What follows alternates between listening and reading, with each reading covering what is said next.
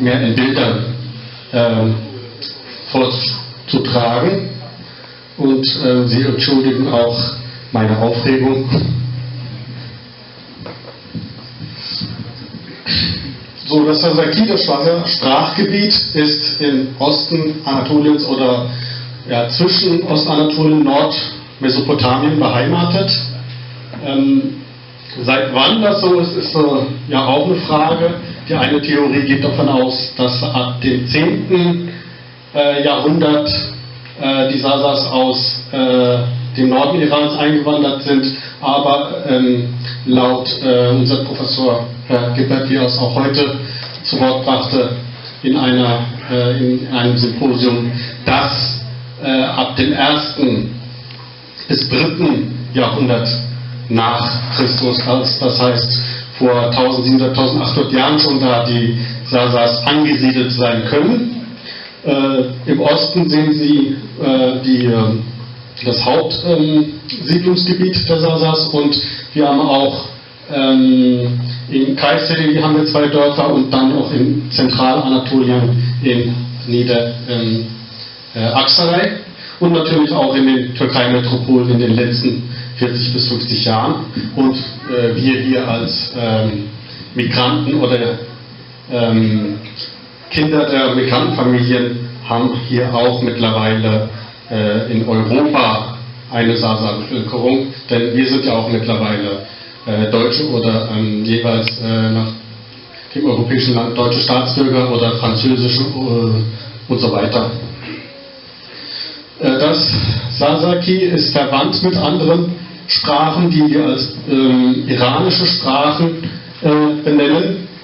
Darunter ist nicht der iranische Staat zu verstehen, sondern das ist ein Oberbegriff, das etwa heute 40 Sprachen zusammenfasst, die miteinander verwandt sind, die eine gemeinsame Wurzel haben. Das geht zurück auf das Uriranische. Das war also vor schätzungsweise 4000 Jahren. Die sind dann auseinandergegangen mit den heute Sprachen in Nuristani und die Sprachen in, wie auch eben genannt wurde, in Indien und Pakistan, Urdu und so weiter.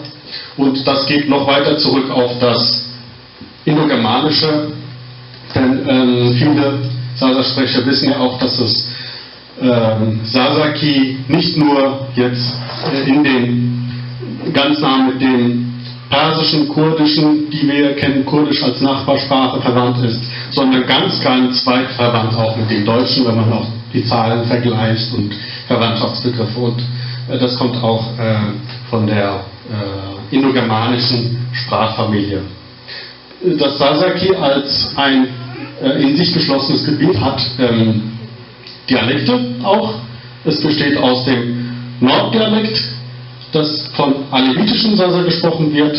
Dann haben wir noch den Zentraldialekt, hauptsächlich in Bingöl, Norddiyarbakır, Elazığ und dann auch Süddialekt in den Gebieten Siverik, Çevik, Ergani, Gerger, Şuriş, teilweise Maden und auch die Übergangs- und Randdialekte, die wir so nennen, das ist so zwischen Süd- und Zentraldialekt in Diyarbakır, Kulp oder Mutki oder Vice. Wie die iranischen Sprachen klassifiziert werden, hier von meinem Doktorvater, Professor Dr. Jos Gippert und von Lecoq, Sasaki. Wir sagten ja eben, dass es eine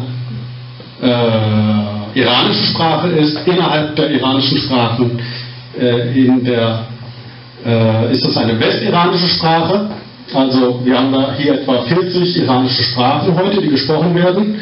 Und innerhalb der iranischen Sprachen haben wir Gruppierungen, West- und Ostiranisch und dann nochmal Nordwest- und Südwestiranisch. Und hier sehen wir das Sasaki unter Nordwestiranisch, Sasa oder auch Drinki genannt. Und wir haben auch andere Begriffe für Eigenbezeichnungen für das Sasaki wie Kermanski, Kürtki, Sonema oder auch Shobe.